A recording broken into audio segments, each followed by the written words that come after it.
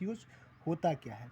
तो उन trigonometric ratio को समझने के लिए सबसे पहले हम एक ट्रेंगल का फॉर्मेशन करेंगे, जिसको आप पिछले क्लास में पढ़े होंगे, लोअर क्लास में। इसको बोला जाता है राइट एंगल ट्रेंगल। कौन सा ट्रेंगल? Right angle triangle. यहाँ पे बनता है 90 डिग्री। और राइट एंगल ट्रेंगल के ये देखिए, ये ट्रेंगल इस पथ पे है ना, तो इसको बेस बोलते हैं, बेस बोलते हैं। और जो ये पूरी तरह से तिरछे है तो इसको बोला जाता है हाइपोटेनस।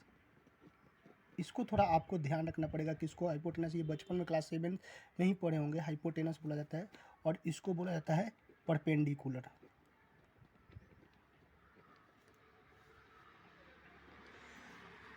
परपेंडिकुलर। चलिए, यहाँ 90 डिग्री बना, तो 90 डिग्री के सामने ये वाला जो एंगल साइड होगा वो उसको हाइपोटेनस बोलते हैं। और ये बेस हो गया और ये परपेंडिकुलर है।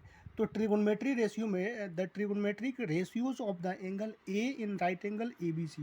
देखिए, ये सपोज डेट कौन सा ट्रायंगल है, ये ए हो गया, ये बी हो गया, सॉरी इसको ए मानिए, और इसको बी और इसको सी। तो यहाँ बी क्या बन गया? Right angle triangle. तो देखिए, ट्रिगोनोमेट्रिक रेशियो 6 होता है। पहले जानेंगे कि ट्रिगोनोमेट्रिक रेशियो कितना होता है। ज़्यादा डेप्थ में आपको नहीं जाना है, इतना ध्यान रखना है कि ट्रिगोनोमेट्रिक रेशियो होता कितना है। तो ट्रिगोनोमेट्रिक रेशियो होता है, देखिए, एक साइन होता है, कॉस होता है, कोसाइन इसको बोला जाता है, साइन कॉस, टैन, कॉट, सेक और कॉसेक। पूरे क्लास 10th में ट्रिगोनोमेट्रिक रेशियो में यही चीज़ों के बारे में जानना है, आपको पढ़ना है। तो ये ट्रिगोनोमेट्रिक रेशियो है। तो ट्रिगोनोमेट्रिक रेशियो है, तो अब ये जान गए कि अब इसका फार्मूला होता है कि भाई कैसे इसको याद रखेंगे, कैसे ट्रिगोनोमेट्रिक रेशियो का फार्मूला को याद किया जाएगा। जब तक याद नहीं रहेगा फार्मूला, क्वेश्चन आपसे नहीं बनेगा। तो इस ट्रिगोनोमेट्रिक रेशियो को बनाया जाए, और ट्रिगोनोमेट्रिक रेशियो डायरेक्टली हम लिख देते हैं, समझा देते हैं कैसे चीज़ों को याद किया जाएगा फार्मूला। और अगर ये याद करने आ गया तो समझिए कि इस चैप्टर पे कमांड हो जाएगा आपके। तो सबसे पहले हम देखिए, यहाँ पे कोई भी एंगल हम डाल सकते हैं। साइन बी भी हो सकता है, साइन ए भी हो सकता है, साइन सी भी हो सकता है।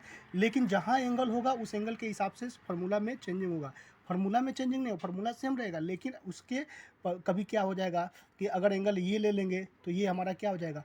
परपेंडिकुलर हो जाएगा। ठीक है, तो इन बातों को ध्यान रखेंगे। अगर एंगल यहाँ की बात करेंगे तो ये परपेंडिकुलर हो जाएगा। अगर एंगल ये है तो इसके सी है तो इसका परपेंडिकुलर होगा। बी रहेगा तो कोई चेंजिंग नहीं होगा। परपेंडिकुलर हाइपोटेनस बेस में कोई चेंजिंग नहीं होगा। इस बात को जरूर ध्यान रखेंगे। तो आइए हम चलते हैं इसको एंगल मानते हुए, साइन बी को एंगल मानते हुए। अगर हम फार्मूला की पहले बात कर लेते हैं तो साइन थीटा बराबर क्या होता है? Sign theta P by H. एक ये फार्मूला आपको याद रखना पड़ेगा। उसके बाद एक और फार्मूला याद रखना पड़ेगा, कॉस थीटा इजकल टू क्या होता है? B by H. P for perpendicular और H for hypotenuse, B for base और एच फॉर हाइपोटेनस। देखिए, ये दो अगर फार्मूला याद हो जाता है तो सारे के सारे फार्मूला आसानी से आप याद कर पाएंगे। Sine theta P by H, cos theta B by H. अब हम देखते हैं, देखिए कहने का मतलब क्या है, एक कंसेप्ट समझिएगा। यहाँ साइन का इन्वर्स होता है। देखिए, ये हमारा इन्वर्स का साइन है। साइन का इन्वर्स होता है कॉसेक थीटा। ठीक है, कॉस का इन्वर्स होता है, देखिए ये सिंबल को समझिएगा, कैसे इसको पलटेंगे तुरंत फार्मूला याद हो जाएगा। सेक थीटा, टैन का अपोजिट हो जाता है कॉट थीटा। ये समझ में आ गया? अगर ये चीज़ों को समझ रहे हैं, टैन का अपोजिट कॉट थीटा, तो साइन का अपोजिट कॉसेक, कॉसेक का अपोजिट साइन, कॉस का अपोजिट सेक, सेक का अपोजिट कॉस, टैन का अपोजिट कॉट, कॉट का अपोजिट टेक, टैन। इसको आगे भी आपको मिलेगा अभी चैप्टर में। तो जैसे साइन थीटा का फॉर्मूला हो गया पी बाई एच, तो इसका इन्वर्स क्या हो जाएगा? Cosec theta. तो कॉसेक थीटा का इन्वर्स क्या हो जाएगा? H by P. इस तरह से आसानी से आप याद कर सकते, कभी भूलेंगे ही नहीं। Cos theta B by H, तो सेक थीटा इसका इन्वर्स होता है, तो सेक थीटा का फॉर्मूला क्या होता है? सेक थीटा का हो जाएगा एच बाई बी। आगे हम चलते हैं, अगर टैन थीटा का फार्मूला देखेंगे तो टैन थीटा का फार्मूला होता है, देखिए दोनों का टैन थीटा का एक फार्मूला याद करने का तरीका क्या हो जाएगा, आगे भी चैप्टर 3 में आगे चलेंगे तो उसमें मिलेगा आपको। टैन थीटा का फार्मूला होगा पी बाई बी, यहाँ याद कर लीजिएगा। इसका उल्टा होता है cot theta B by P. तो इस जो exercise 8 chapter 8 introduction of trigonometry का पहला एक्सरसाइज है, वो पूरा इसी फार्मूला पे बेस्ड है। इसी फार्मूला पे बेस्ड है और इसी फार्मूला पे आपको पूरे कंसेप्ट समझ में आ जाएगा और चैप्टर बनाने में आसानी हो जाएगी। एक पाइथागोरस थ्योरम याद रखेंगे, पाइथागोरस थ्योरम इसमें इम्पोर्टेंस है, पहले भी आप पढ़े होंगे क्लास 8 में। पाइथागोरस थ्योरम किसको बोला जाता है, देखिए Pythagoras theorem, hypotenuse H square is equal to P square plus B square, hypotenuse square is equal to perpendicular square plus base square.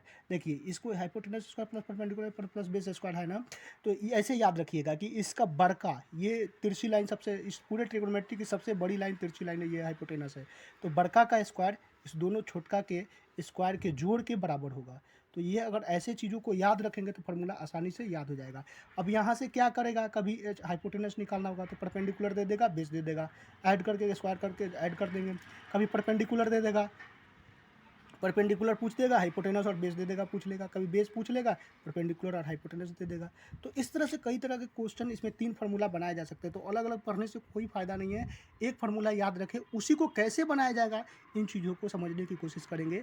ये इंट्रोडक्शन ऑफ ट्रिग्नोमेट्री पहला एक्सरसाइज एनसीईआरटी बुक का, पूरे क्वेश्चंस इसी पे आधारित है और इसी पे बेस्ड है।